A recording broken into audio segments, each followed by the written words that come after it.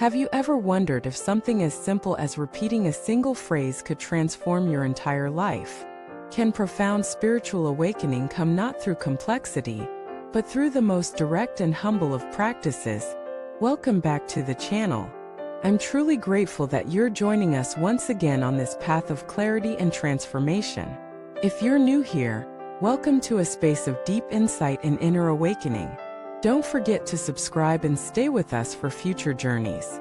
Today, we're exploring a story that might challenge your assumptions about spiritual progress and the nature of true enlightenment. This is the powerful account, shared by Elder Master Shaoyun, of a man who became a great Zen master by doing nothing more than wholeheartedly reciting the name of Amitabha Buddha. This may sound unbelievable at first. We are conditioned to think that spiritual growth must be hard, complex, and filled with years of study, strict meditation, and intellectual discipline. And yet, this story invites us to consider something far more accessible yet equally profound. Let us begin with the central figure in the story. A simple monk who wasn't educated, who couldn't read scriptures, and who was looked down upon by many of his peers. He didn't engage in lofty debates. He didn't sit in long, elaborate meditation retreats. What he did every day was recite Amitabha with total sincerity and unwavering commitment. To some observers, this looked naive, even childish. Other monks mocked him, considering themselves superior because of their deep studies and complex understanding. But the old monk was not swayed.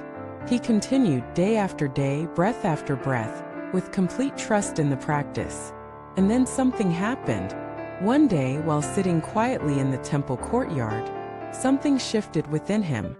He said it felt like a curtain falling away. Suddenly, the world was illuminated. Not in a magical or mystical sense, but in the deepest, clearest awareness he had ever known. He saw everything exactly as it was. No thoughts clouded his vision. No desire distorted the moment. He simply was present, open, and utterly free. From that moment, his demeanor changed. He no longer responded to mockery. He smiled gently with deep compassion for those who ridiculed him.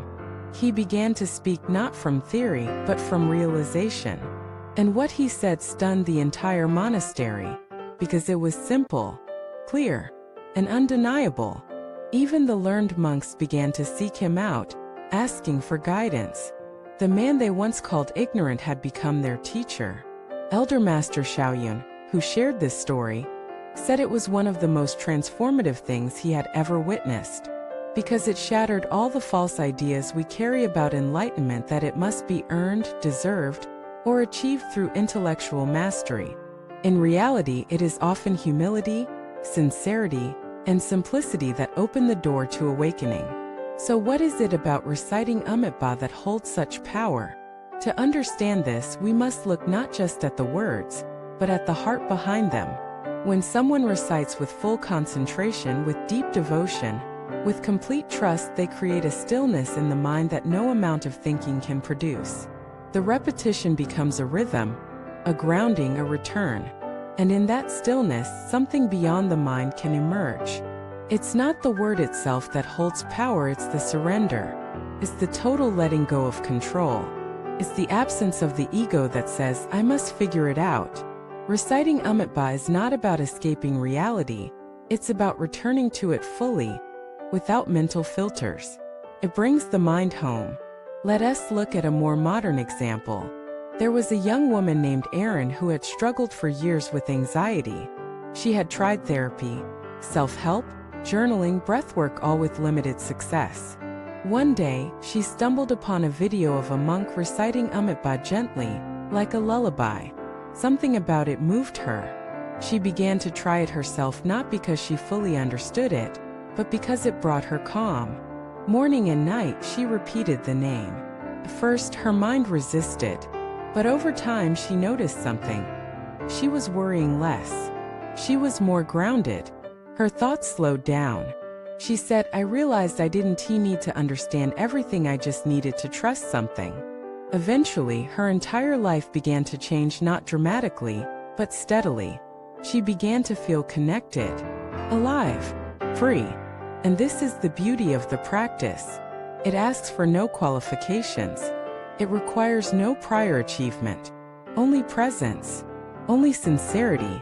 Let us reflect on what this means in the larger spiritual path. So many people today feel overwhelmed by the idea of awakening. They believe they're not spiritual enough. They think they need to read every scripture, master every technique, travel to India or Tibet.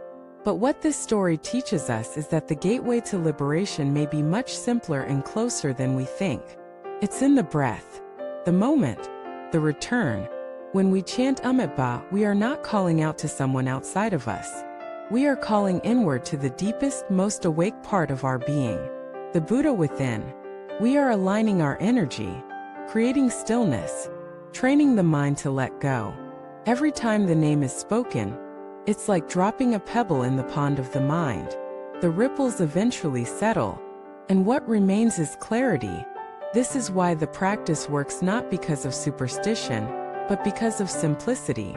And simplicity, when done with full presence, becomes sacred. So now I ask you, what are you clinging to in your search for peace?